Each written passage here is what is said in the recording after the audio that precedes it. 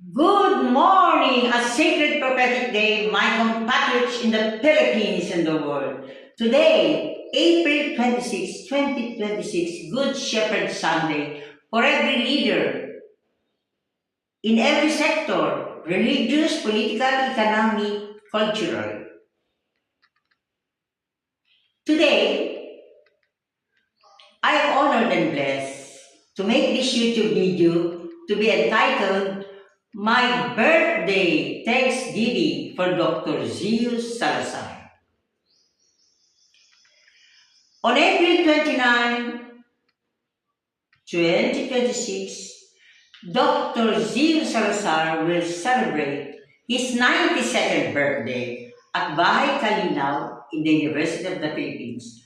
I am deeply and forever grateful to Dr. Zeus Salazar because Dr. Zeus Salazar led a group of historians from the Department of History in the University of the Philippines, Diliman, Quezon City, and they call themselves Bahas o Bahay Saliksikan ng Kasaysayan.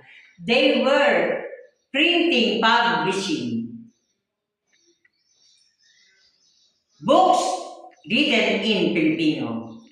And so, Dr. Zeus Salazar funded the publication of my University of the Philippines PhD dissertation published as Pagkaraan ang Pagbubukas sa Tipan ng Mahal na Ina. And Dr. Zeus Salazar, a multilinguist, wrote the preface in the abstract in French and German about the summary of my publication. And so you can see, my dear compatriots, join me in praying, in thanking the heavens, our ancestors, saints, and heroes.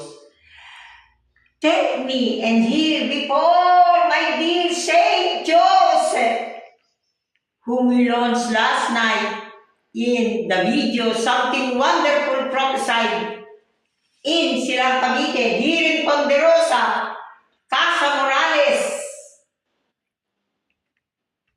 29 Cruces Street. O dear Saint Joseph, I ask your guidance and blessing also for our beloved University of the Philippines colleague, Dr. Zeus Salazar. May he be granted a longer life, so together we can make